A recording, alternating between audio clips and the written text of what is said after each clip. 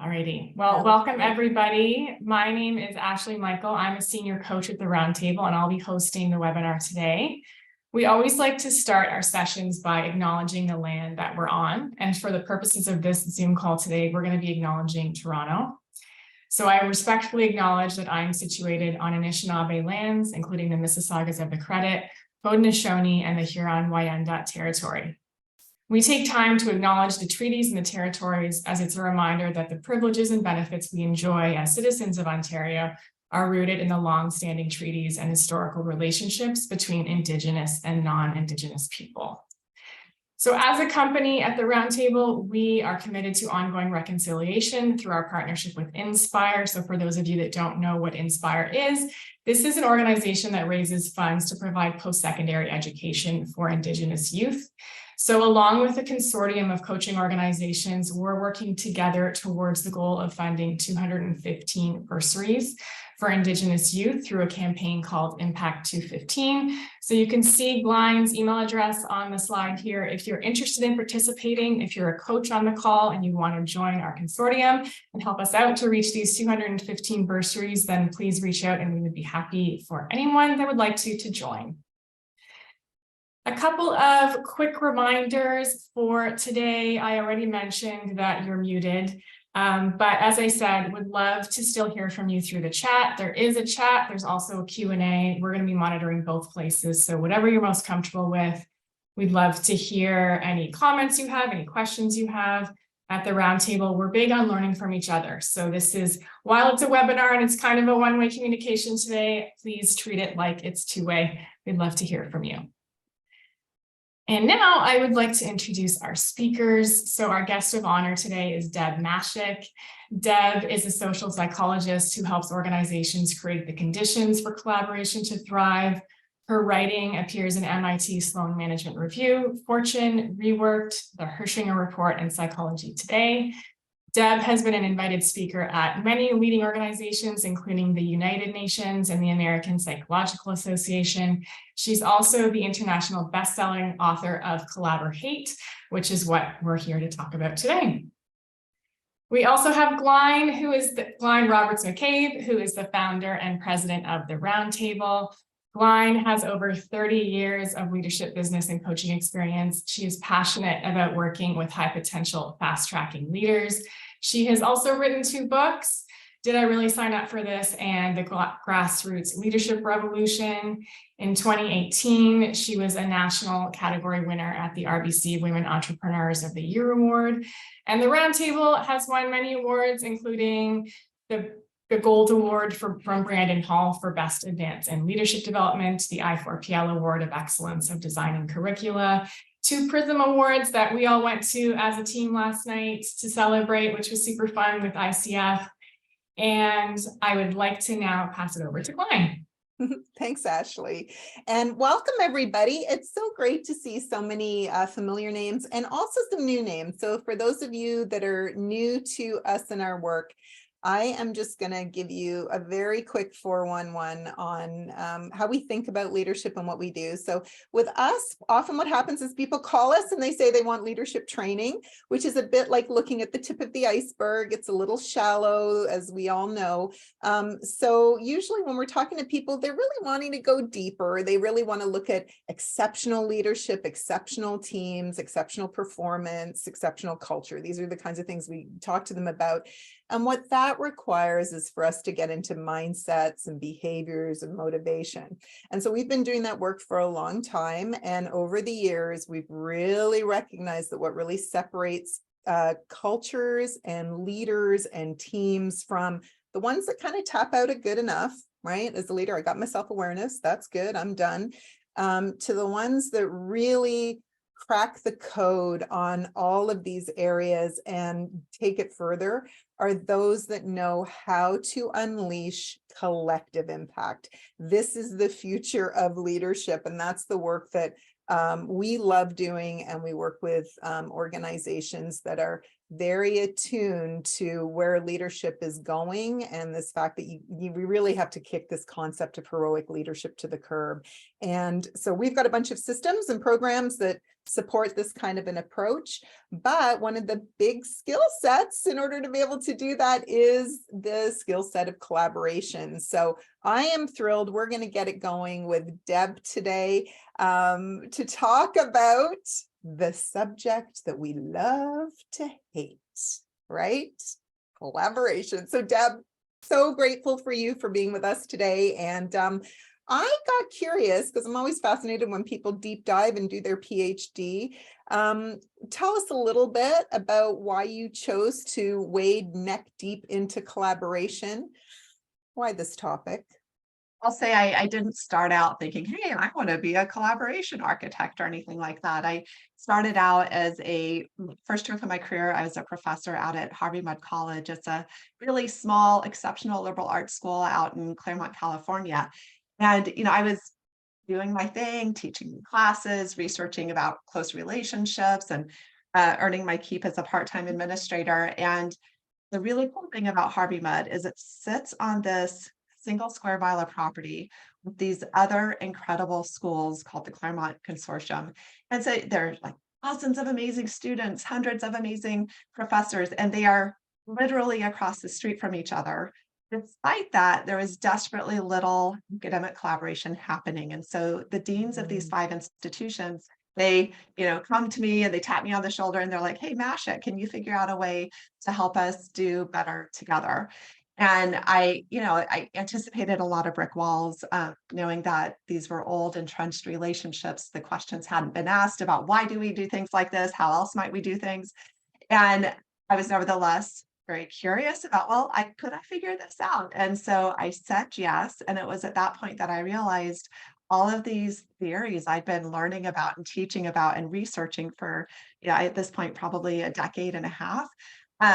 They scale up to thinking about how organizations can work together, because ultimately the organizations aren't collaborating. It's the people who are collaborating, and people are people are people. So a lot of the dynamics at play, I started to use my social psychologist lens and realizing, my goodness, we have opportunities here to leverage everything from the people, the tools, the cultures, to do more together. And over the course of a couple of years, we had some really incredible transformations around, co-creating new majors that attracted new philanthropic support and new corporate partnerships and new students, and all these, our ability to kind of punch above our weight in terms of research productivity. All of these great things bubbled up, and that was when I would say I first got my taste of what it might mean to help people do collaborations better.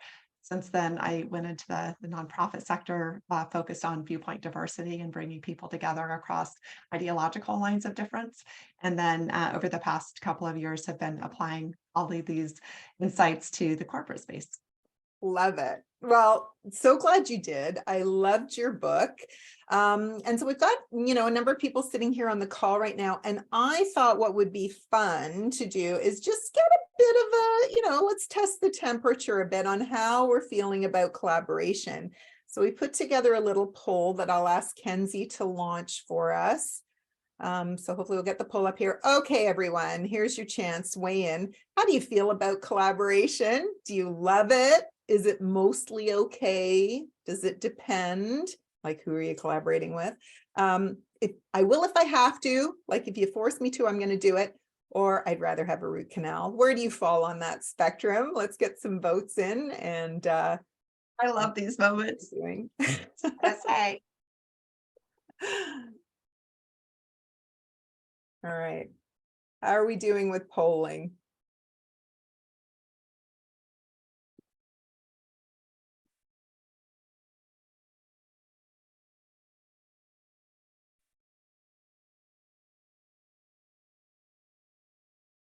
Oh, look at this crowd. Positive group. I love it. Does this surprise you? Does typically when I do a similar poll with audiences, whether it's in my webinars or workshops, keynotes, whatnot, I tend to see almost more like a normal curve. Like some people feel really positive about it, other people absolutely hate it. And then and we could even do this in the chat if people are so inclined. Actually, let's don't, because we already see that there's not a lot of variance here, but and ask people just to drop in 3 words or phrases that best describe their true feelings of the collaboration. It's all over the board. You see these really positive things like potential and opportunity and Mhm. satisfying, and you see these really negative words like painful, risky, scary. Right. So I don't know that we would see a lot of the negative words here, but it typically it's up in a group Yeah, well, situation. it's funny because I do find our audience skews towards optimism. So when you think about all the groups that you've talked to, and I love the title of your book, Collaborate. What does put the H in collaborate for a lot of people? Yeah, so I mean, I decided to call it Collaborate. First of all, some people love the title, some people hate the title, but I figure, heck, at least they're reacting. Yeah. But I wanted to somehow give voice to the idea that collaboration can be painful, and that if we Mhm. have any hope of making it more productive, more positive, um, for more people, that we need to be honest about the hard stuff. And so, what kinds of things are hard? In the book, I listed out something like 24 ways that collaboration can go off the rails. And it might be the person who volunteers for everything and then week after week doesn't manage to actually follow through on a single thing because they have zero capacity. They never should have said yes in the first place, that sort of thing, to more deliberate backbiting and sabotaging, stealing credit, placing blame. And these are like the interpersonal sorts of things. And then there are, systems and tools problems like, well, we all adopted Asana, but then come to find out nobody has trained on the tool, nobody has had time to actually adopt and learn the tool, Mm. nobody still paused the workflows to move all of that into Asana to be able to use the tool. So that can derail collaboration. And then there are cultural things where, you'll have an executive, proclaim collaboration as the core company value, but then put exactly zero resources behind and empowering the people to manifest that mandate, meaning, let's give professional development on how to collaborate well, things like that. So there are so many ways collaboration goes off the rails. And I think this is why, for a lot of people, collaboration is this really icky feeling word, and it feels like a total slog.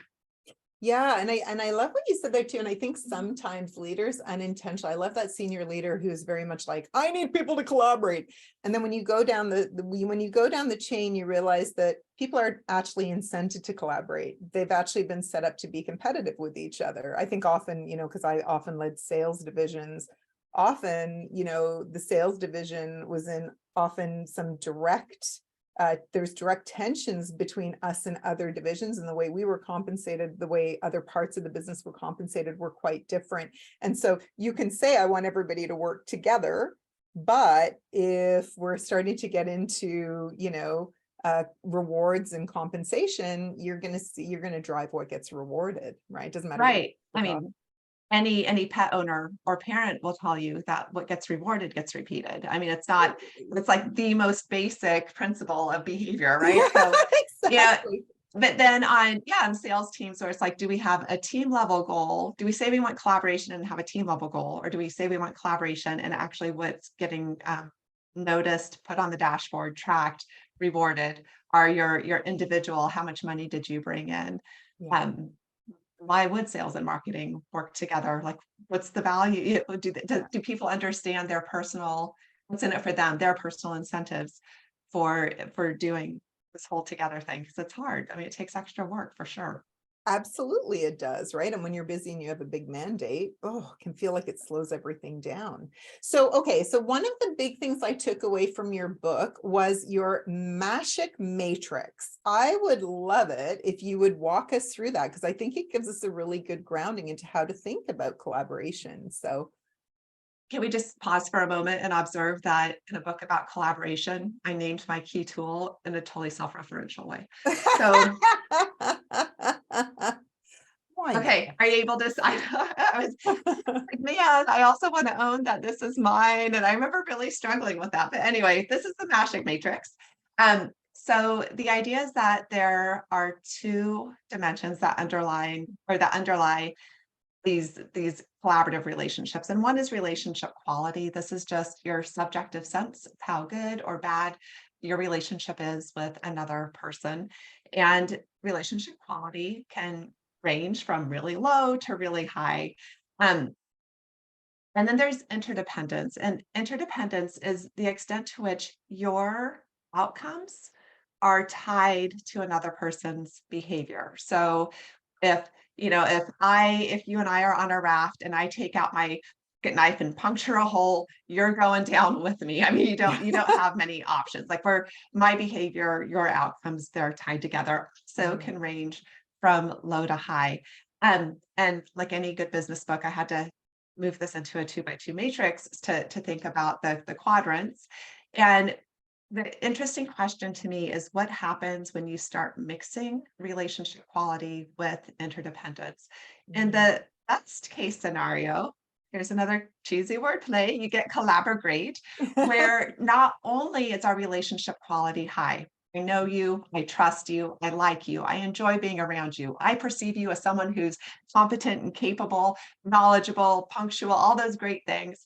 And our interdependence is high, meaning my work, I know that if I throw the proverbial ball, that you'll catch it, that we're well sequenced, that we know what's happening on the calendar, that I know you're going to follow through. This feels really good. This is where, the magic can really happen, where we can get these deep collaborations where it goes way beyond kind of the superficial, kind of the quintessential college project where it's like, I'll go write the introduction, you go write the methods, and they have nothing to do with each other because we never actually did anything together. So this is what Collabor is. In contrast, when you have this really high interdependence, but relationship quality is low, I'm miserable. I'm stressed out. I don't believe you know what my interests are. You're not looking out for me. You're not asking what I need. You're not doing what you're supposed to do. I dislike you. Like, "Ugh, I don't want to have another meeting with you," that sort of thing. But then in these other two boxes where you have, say, low interdependence and low relationship quality, it's kind of like, there's potential there. There's low, it's like we haven't really even formed much of a relationship yet. I don't really know you. You're just kind of like that person who sits in the corner office, and you're kind of a non-entity to me. And then there's these high potential relationships where, oh, you are so fun. I enjoy our silly interactions in the break room, or those funny comments you make in the chat, but really your work has nothing to do with mine. And so this is the model. And what I wanted to do is say, how do you move from collaborate? So if things are miserable, how do you move from there to one of these more constructive, productive spaces? For example, collaborate. I propose that there's a psychological brick wall in between these two quadrants, that it's not as easy as just saying like, you should go do some trust falls. And then, and that relationship quality, it'll be great. Yeah. It's almost the equivalent of, imagine you're in a marital relationship. It's on the verge of divorce, and you go to a therapist. The therapist isn't going to say, what you need is just to go have some dinner dates together. That's going to fix the relationship. What's more likely to happen is some sort of encouragement to, like, can you decrease interdependence first? Maybe one person moves to the basement or to another flat, or take different evenings in or out of the house. Then can you increase relationship quality? So give people the headspace, the psychological distance to now start to work on rebuilding the relationship quality, at which point you move into, back to the divorce example, then you move back in together and reestablish interdependence. So this is the magic matrix, the model. Oh, I haven't, no, I didn't include. I think that there's also a equivalent of a manhole cover, an open manhole cover sitting on top of that brick wall, where it's really easy through a significant transgression, like a huge trust violation, to drop straight back down through that model, and I have to start rebuilding at that point. Yeah, I mean, I feel like when I saw this, I was reflecting on a number of the collaborations I've had myself over the course of my career, and some of the people, where it had gone well and where it hadn't gone well. And I was feeling like the really that relationship piece is for me, was the trickiest one. It was the trickiest one to navigate. And I'm curious, in the work that you've done, what are kind of some kind of three key qualities or things that you think people should do to really increase that relationship quality or get it off on the right foot? Like what are some things that we find people don't necessarily do, but we could do just to maybe avoid that Right. manhole cover, right? Right. Or Yeah. that To open not have to manhole. get, and it's so interesting, right? Because if you start, say, at the point of onboarding and increasing relationship quality before you start shoving people onto projects and increasing interdependence, you can actually just head right on up to the positive part of the model. Mm. Um, to the question of, so what are, say, three key things that you can do? I'll give you my three favorites, in part because one of them has a really funny name, or at least I named it a funny thing. So the first one is to talk about expectations. So obviously, and I'll say for any of us in the room who are in relationships outside of work, these exact same strategies are at play. So talk about expectations with your team, with your collaborators when you kick off a project. I mean, it can be really basic stuff like, what is our expected response time? Where are we going to store our shared folders? What level of polish are we really looking for here? Are we looking for like the Mini Cooper or the Mercedes Benz? Like, because if you're, you know, thinking like this, it needs to be A++, gold encrusted work. We're going to ship to our, incredible client. And I'm thinking, oh, it's just a first draft back of the napkin. And we Mm. haven't talked about this. And of course, you're going to be irritated with my shoddy work that I'm sending over to you. Right. And none of us, you're not a mind reader. I'm not a mind reader. So the only way to get onto the same page about what we're really looking for is through a conversation. And I think a lot of teams, a lot of collaborators just kind of skip right over that, thinking that whatever's in my head must be what's in your head too. And that's just toxic, I think. So that's one. I'll say another one. This is the one I love the title, Bring the Donuts. And I mean, if you're working with me, it's awesome if you bring the donuts, but some people don't like donuts. So I realize that. But really, the spirit of this piece of advice is that the idea is to activate communal norms as opposed to exchange norms in the workplace. So all relationships, whether you're talking about your relationship with the bus driver or the person you buy your coffee from at the coffee cart, or your neighbor or your child or your work colleagues, vary on this dimension of how communal it is versus how exchange oriented it is. An exchange oriented relationship is very tit for tat. So I do something for you and I expect you to reciprocate in quickly and in equal measure to my benefit. And it's a lot of like, I'm tracking, I took the notes last meeting, you have to take them this time, that sort of thing. Mm. On the other side, with the communal norms, where when we invest in the well-being of another person, positivity of the organization, doing nice things for the heck of it, not because I had to, not because I expect you to repay me right away. You end up orienting people toward more long-term, you bring up a more long-term orientation for the relationship, and people tend to behave better. They share resources more readily. They think in terms of we and us as opposed to me and I. So concrete things you can do to activate this communal orientation are like bring treats or offer to, let me jump on and take those notes or write the first draft, or you know what, if you want me to take a look at your draft, I'm happy to spend a little time on it. I've got the space in my calendar today. So just doing nice things for other people elevates that communal norm, which increases relationship quality a lot. The third one I'll share is the idea of just talk about yourself. And I don't mean like be a narcissistic blowhard. That's not what we need more of at the office. Humble But bragging. yeah, well, sure. But doing more of the, I've got concerns. I'm worried about something, or this really cool thing happened this weekend. I'm so excited to share it. But being honest about that you are the whole person idea, workplace appropriate still, boundaries, and always making room for the other person to reciprocate if they're interested in doing so. At the same time, not demanding it because they may not be their style. But so I like to say, take the risk of knowing other people and being known by other people, because it's a real human connection. That is relationship quality.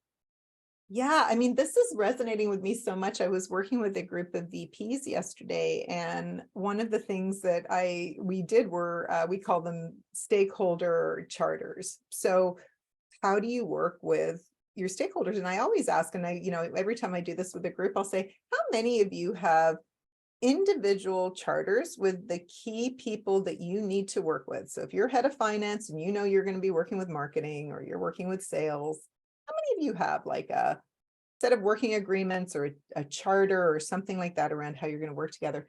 Nobody ever has. And so I think one of the assumptions, we're really great at making assumptions, right, as human beings and in organizations. I think what happens, in particular, I see this a lot at the peer level, because most of the work we do is within peer groups, is that there's almost a hesitancy to have those kinds of conversations, because people feel like, well, you're the professional. I don't want to step into your backyard. You know what you're doing. I know what I'm doing. And you've been doing it for a while. And if I'm the new person, I'm just going to assume that we don't need to cover off a lot of these basics. And yet it is within those, that piece around understanding expectations, I think, is so critical. Because, and I loved your idea of like, is it the Mini Cooper or the gold Mercedes Benz? I feel like there's another layer to that, which is your gold Mercedes Benz might actually be my Mini Cooper. And are Yeah. we clear on that? Because I think that's where the expectation piece gets really tricky. And, and I think often, and it might be my bias because of the types of leaders we work with, who all tend to be very high performing type A personality with very high standards. And sometimes I feel like it's, we tend to lean too, and I'm going to speak for myself now, lean too far into trying to be perfectionist where maybe perfection isn't required or warranted. And yet these conversations, really the ideas that you've kind of brought to the table here, allow space to unpack some of this and get on the same page around what does it really mean to each other, correct? Yeah, and I'll add too, especially, so I do a lot of work cross-functionally and cross-institutionally, where you've got functions by institutions crisscrossing. Yeah. And I find it fascinating where you'll have people who have really similar titles who do wildly different things. And so the importance of slowing down and saying, okay, so what do you actually do? What sorts of value or outcomes do you value in your role? What does excellence look like? What do people often misunderstand about what you do that it would be good for me to understand so I can work better with you? What annoys you in group work settings? And I'm notorious for, there'll be a digital collaboration tool that we're all supposed to use, and I'll revert back to my sticky notes, my pen and paper, and then I'm like over here, and then I have to translate it back into the the technology tool. And it drives people crazy, but other people love my sticky notes, and so Yeah. yeah, so I annoy people with this, and I know I'm working on it. But it's like those little things. Like if we Yeah. could just elevate them and bring them to the fore, then we can design around them. But if we don't have the conversation, we don't know, and we're heading into the mud puddles. Yeah. What do you think prevents people from having these conversations? I think three things. One, it doesn't occur to us to have them because Mm. it's also very obvious in our minds, right?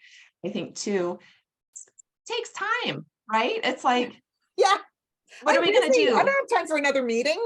I know, and everything's swirling. There's fires everywhere. If I sit Mm. down and do this 90-minute, kickoff conversation, get to know you stuff, that means that's 20 emails that I'm not answering today. So there's a real cost. And let's see, what I had a third one. It went right out the window. But let's start with those two. For Mhm. maybe not even knowing for sure what questions to ask, like the idea of, can I predict for sure what questions I need to have in that kickoff? And I would say probably you can't predict for sure, but we've got a whole list of them that we could start with. Um, yeah. I think too, what you made me think of as a third one is a little bit like reflective practice is not really valued in our society, right? We're really focused on let's be busy, busy, busy all the time. And so I think for leaders, sometimes we don't reflect enough on what do we really want? What is our bias? What is our, how are we going to be looking at this project? And I think sometimes exercises of actually having to think about it and put down questions actually clears up for you. What really are my hot buttons? What are my pet peeves? As opposed to glossing over it, thinking, like to your point, we think it doesn't occur to us to think about it, or we think things are obvious. And then we get into the project and then we realize, I know for me, I'm a very fast-paced person. Pace is a big thing for me. And what does pace look like?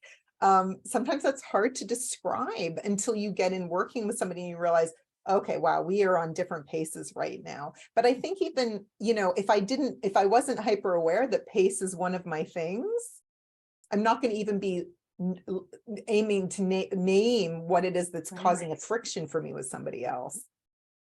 That also, for me, is picking up this idea of knowing what's in it for you in a collaboration. That I'm a big believer that, we're not collaborating because it feels good or because it's the right thing to do. It's like we do it because end result aligns, or we think that our interest will be served by this end result. And so being self-reflective enough to really say, what is in it for me? Why am I doing this? Also, like, what do I want to learn or gain from this experience that I couldn't by doing this on my own, for instance. Yeah. Yeah. It really requires us to be open-minded, right? And go into things with curiosity. I think it's such a And key. intellectual humility, which is like my all-time favorite word. Oh, Yeah, yeah. I don't know what you do. Please tell me. I won't tell you how to do it. I love it. Okay, so those of you in the audience, if you've got some questions around relationships, maybe there's a piece around, working relationships and collaboration that you're curious about, you want to ask Deb while we've got her here as a captive member of our audience. We'll keep going and dive into interdependence now while you kind of put some thoughts together and throw it in the chat or throw it in the Q&A, whatever works better for you. But let's talk about interdependence. And in the book, you say that interdependence exists when each person's outcomes are influenced by the other person's behaviors. So talk to us a little bit more about that. Yeah, so interdependence theory comes out of social psychology also. And the scholars who kind of kicked this off, they spent all this time saying, like, what the heck is a relationship? It's a hard question to answer because it's, we do have relationships with everybody around us. Some of them are very light, some of them are more intense. Interdependence seems to be the variable that really captures one of the most important differences. What it means is that when you're in a highly interdependent relationship, you're interacting frequently with the other person, which means there's a high frequency of opportunity for them to influence your outcomes. So it might be the person that you're in the office with every day, or that you're on this project with the two of you, and it's only the two of you, and it's intense, and you're there all day, every day. So the frequency is an important piece of it. The diversity of spaces where the other person has the opportunity to influence you. So if you're working on a lot of projects, or there are a lot of different meetings that you're in together, things like that. And then the strength of influence. So does the other person have the ability, say, to influence if they don't do their piece of the project, for instance? Are they going to influence your personnel review, perhaps then your merit raise, what opportunities you have access to, what networking events you get invited to, which conferences you're presenting at? So the other person can influence us often in different ways and a different strength. And what's cool is that interdependence is exactly what unlocks this opportunity for deep collaboration. It's what enables us to move beyond these superficial, just like very surface level divide and conquer, or slightly less surface level sequential collaboration, but really getting into this reciprocal where, the workflows aren't necessarily obvious. So that's fabulous. But on the other side of the coin, this deep interdependence is what allows people to suffocate you, to make it impossible for you to do your work because they're not doing your work, to put caps on your time, your pacing, your productivity because they're just not doing their stuff. So it's awesome when you're with somebody who you're highly integrated and it's moving along, the gears in the clock are turning well. But it's a whole nother story when there's that interdependence, but people aren't doing their work. Yeah, and I think, and I would think too, when there's a false interdependence, where we create interdependence that actually maybe isn't needed, which creates a slowing down of the system. Or do you know what I mean? Like some people just really love the word collaboration, and they will say, we want everybody to collaborate. You've got to be more collaborative. And, is that what we're actually wanting? Are we just wanting people to get along, or do we really, because I think when people hear that, they think, oh my gosh, now I've got to involve everything and everybody in every decision that I've ever made. And Oh my gosh. it's not really what's needed, right? No, so I think first of all, part of the problem is we way overuse the word collaboration as a Mhm. proxy for all forms of working together. When collaboration is like somebody told me the other day that they were collaborating on the bulletin board in the office, and then someone was like, "Oh, we collaborated on the lunch order." I'm like, "No, no, no, no, no, this doesn't count. Like that was just exchanging information. That doesn't count." So I think we overuse it culturally is one of the Yeah. problems, and I think we overuse it as a tool because there's this assumption that somehow the tool of collaboration is the right tool for every job. But because it takes resources, time, attention, care, if you always use that tool, you're kind of going to seize the system. It's not going to operate if everybody needs to be in on all the decisions, or you always need consensus. And I think one of the things I see sometimes is where that impulse to like always collaborate. I think there's a very positive impulse for a lot of us where it's like, Mhm. I'm working together with other people. You're fun. Let's do this Yeah. together. There's another impulse that comes up for some where it's like, I don't actually trust the other players enough to believe that they have my interest and needs at heart and that they'll act on them. Therefore, I want to collaborate as a form of self-protection. Mhm. So so then, the solution at that point is to think through, well, how can we increase the trust piece, Mhm. um, to make it so not everybody has to be involved in everything because there's such a tension there. It's like, oh, we're all so busy, and I can't come into another meeting / don't have that meeting without me. You couldn't possibly make a good decision on my behalf. Or sometimes what I'll see is I'll see a bunch of people that are collaborating, but you go, who's the owner? Like ultimately, what's getting done? And then and it's interesting because it's almost like there's no accountability. Like we have everybody involved, but it's unclear who's accountable. And I think that's what's, a big part of your book is sort of those kind of defining the parameters and expectations and roles and things like that around who's responsible for what. But sometimes I think when we throw it, to your point, throw it around too loosely, and without clarity, that's often sometimes what will start to happen a little bit too, isn't it? That the ultimate responsibilities start to get dispersed. But I Yeah. see a bunch of questions coming in about relationships. So I Can feel I like just say yeah, one thing yeah. there? And in my work with higher ed consortia, this is especially fascinating because the idea of how do you decide how to decide when Mm, they really are all peer organizations and no one wants to boss. strong arm. Yeah. But at the same time, the idea of like, oh, we need to create new governance structures for Mm, deciding what we're going to do, directions we're going to go, how we're going to allocate resources. And it's like really high stakes because they wouldn't be coming together just to like have a picnic. They're going to come together to create big major new initiatives. And so I love that. Like how do we create these high stakes mission critical collaborations across institutions and organizations? yeah. Yeah. And that's a great example of one where it's very complex, right? Where there is, equal players sitting at the table, and how do you make it all work? Okay, so Carolyn, go with Caroline's question first. So, what's your strategy for dealing with a really negative person when working in a collaborative group? Ugh. And I think I saw one too where you're like assigned to collaborate. So I would say all of these theoretical ideas and models work great when you have total discretion about who you want to collaborate with. And you could exit yourself if you need to, or you could let someone go.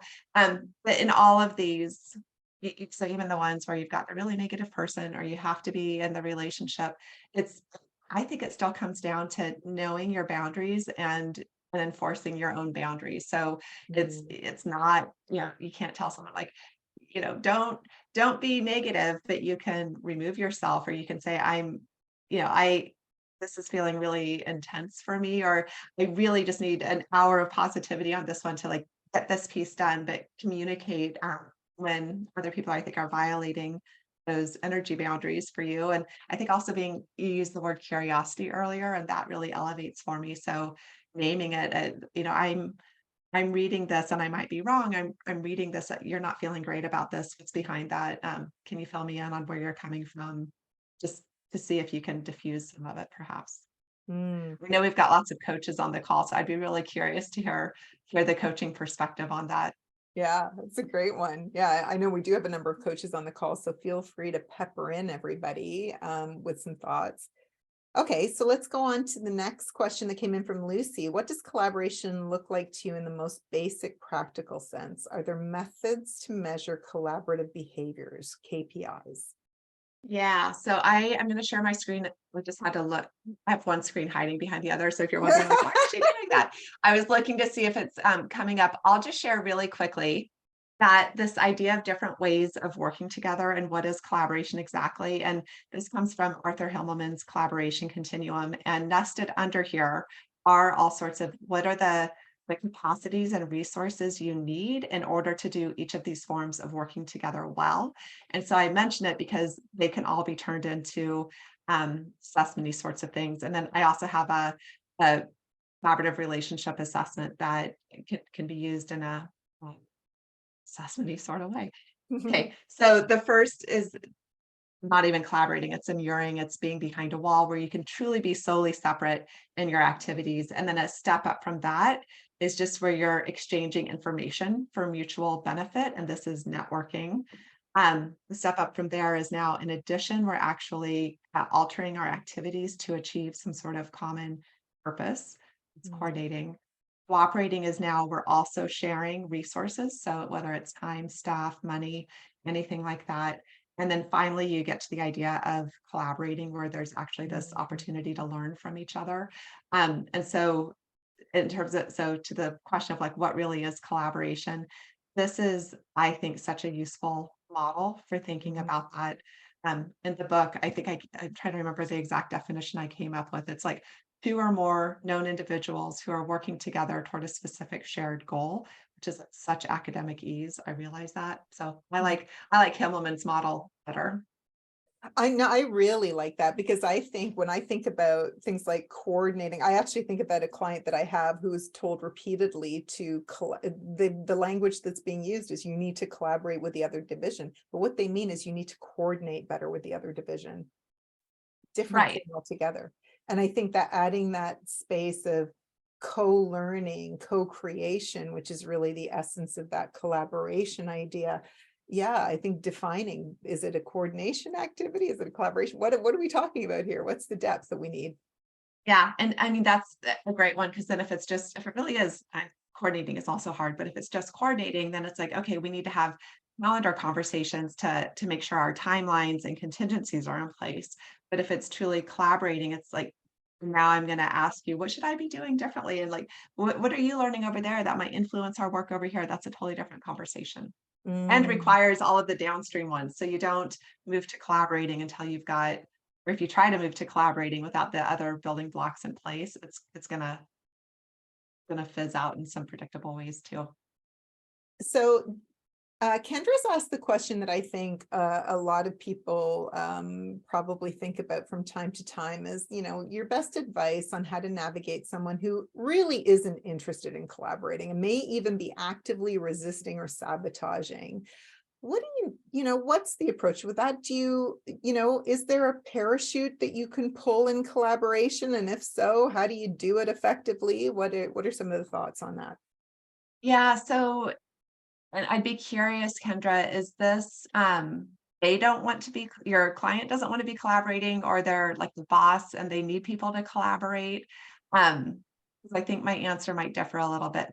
But I just say like you're in a collaboration that you don't want to be in because the person is, being, they're sabotaging, whatnot. Um, First of all, I think we should not be saying yes to nearly as many collaborations as we do.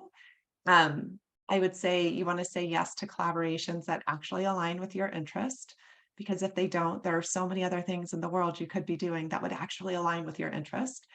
We should be saying yes to collaborations that we have the ability to contribute to meaningfully.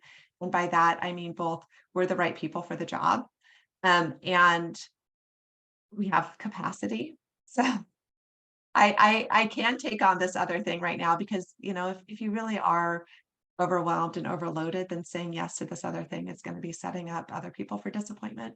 And then the flip side of that is saying yes, this gets to Kendra's question, to collaborations where the other people, in fact, are able to contribute meaningfully, meaning they're competent, they know what they're doing, it's relevant, and they have capacity. So if you are considering saying yes to someone who in the past has performed really poorly in the collaboration, one of the best predictors of future behavior is past behavior. So, pay attention to that and honor that intuition for yourself of like, this is going to be a problem. And then also, looking at whether or not the collaborative work is resourced at a level that's appropriate for the scale project. So assuming you made a good decision and you're in this collaboration and you want to go ahead and pull that parachute because someone starts to resist or to sabotage, do I would say the usual things of trying to do relationship repair, trying to observe the behavior, asking for what else could we do. But if that doesn't work, right, I'm a big fan of getting out, like go ahead and, ideally all of our relationships we're in by choice, including our collaborative relationships. And I think it's okay to break up with collaborators. And I think there are more or less graceful ways of doing it. And for me, one of the key values around that breakup is to do it in a way that you'll be proud of 10 years down the line, where you're minimizing the negative impacts for them while also taking care of yourself and your needs. That's a tricky one, right? Because I think sometimes, and I think in workplaces, when you've worked with people for a long time, a lot of baggage builds up. I can remember a professor I had many years ago whose name, true story, was Monte Christie. And he Fantastic. is fantastic. And he used to say that when you join an organization, you start growing a tail. It's an invisible tail, but it's a tail that is based on every decision you've ever made, every interaction you've ever had. And he said, when you look around organizations, you see some people who have really strong, solid tails, and you have other people who have frail, stumpy, falling apart tails. And it always made me think a little bit about, in organizations, when you are somebody with a strong, firm tail and you're being told you got to go work with that guy with the stumpy tail over there who's a bit of a pain in the butt, and we all know he's a pain in the butt. Like it or not, you are bringing in those biases and those perceptions and that baggage into that working relationship, and it's often really hard to let go of that. And I guess I'm curious, I think one of the things I think about is resetting the relationship and using those questions that, you shared up at the top to say, okay, how are we going to work together? It's almost like how can we create a clean slate as much as possible with people who, or maybe, I think, Nicola, this maybe gets to a little bit of your question, about when you have to work with people you don't jive with. We don't jive with everybody. Our values can sometimes be in real conflict with people. And so I think kind of creating mutual working agreements up front, at least could be a bit of a start, but some of it too is what do we have to maybe check within ourselves to try and come into the relationship with, okay, what's the benefit of doubt here?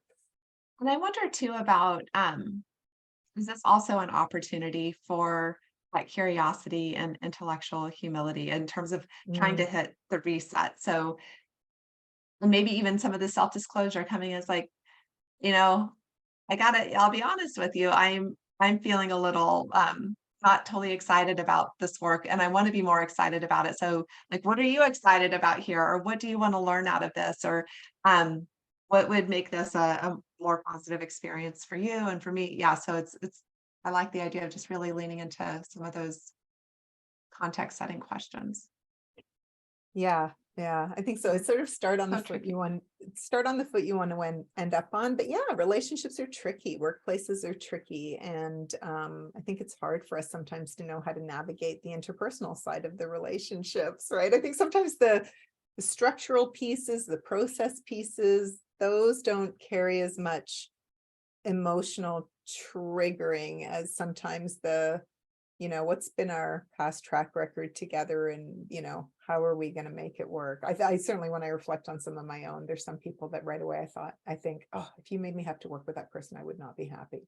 And yet I think, I well, think I love your insight about the systems and processes can feel more doable sometimes than the people challenges, which might be why a lot of us default toward like, let's come up with a new system or a new SOP for this or something like that, when that may not actually be what's needed, but relationship rebuild and repair might be more effective in the long run.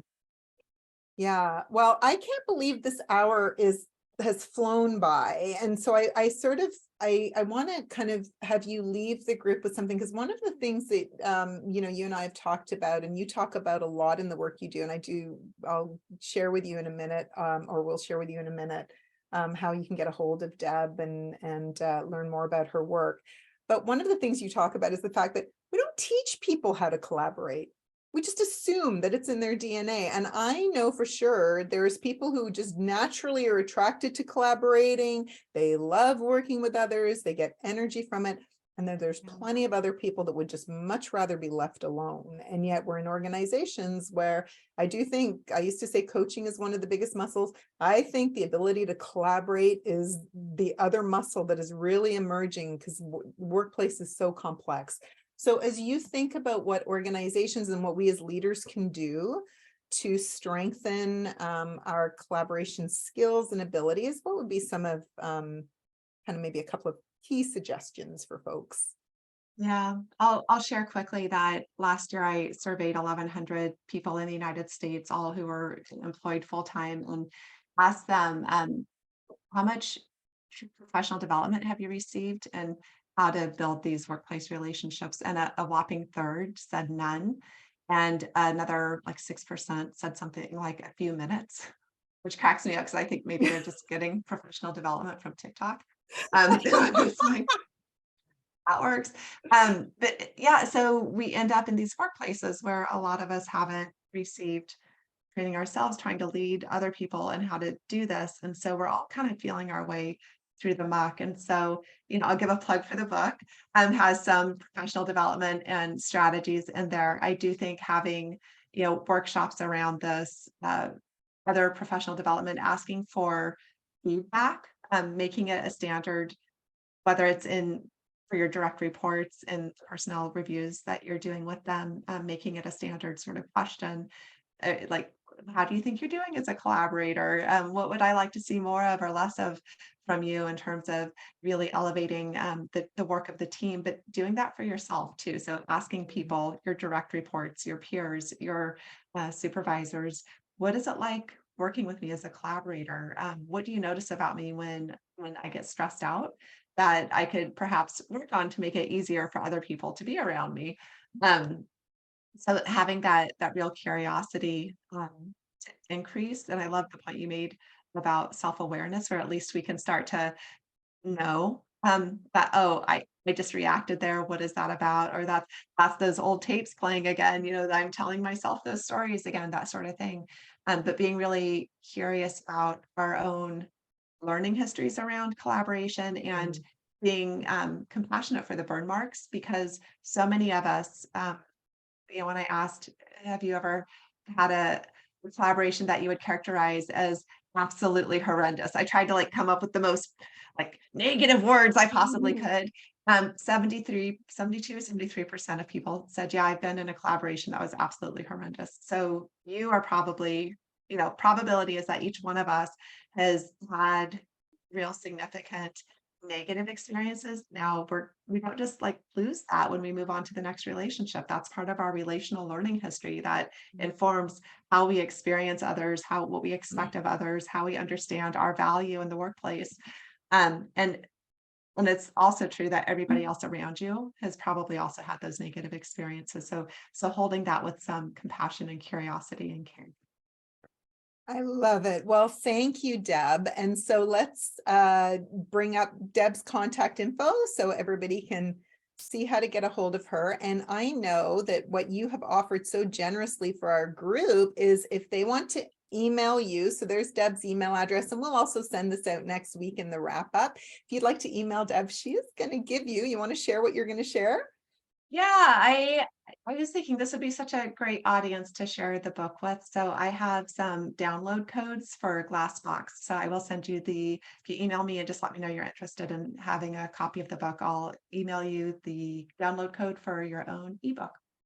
Well, that is incredibly generous. And thank you so much for spending time with us today and sharing all of your great wisdom. It was terrific. So appreciated. Thank you so much. Nice to see you Yeah. all. Thank you. Okay, so over to you, Ashley, for the final wrap up. Thank you. Thank you so much, Deb. That was amazing. So many awesome tidbits. So thank you so much for sharing your book as well. So just a couple wrap up things here. We are now registering for our Roundtable for Leaders fall cohort. This is an open enrollment program. This cohort is for senior manager and director level. This is great for someone that is ambitious, high potential, high performing. As Glenn mentioned, we typically work with high performing leaders, eager to grow and expand their impact, maybe making a change, looking to move into a different role or have just moved into a new role. And we have an added bonus. We are getting hopefully some incentives to register early. So we are adding our IDI assessment, which is the individual directions inventory. It is a motivational energy assessment and pairs really nicely with the 360 that we do throughout this program. So this is something that we're adding as an early bird bonus if you register by July 31st. So if you are considering registering, if you have a colleague or someone on your team who you think might benefit from the program, reach out to me. We also wanted to share with you information about Glein's book, which is the Grassroots Leadership Revolution. So perhaps if you are thinking about starting your own peer coaching group, if you have done the Roundtable for Leaders and your peer coaching group has been a little bit stagnant and you want to pick that back up, this is a book that is essentially helping you to start your own peer coaching community on your own.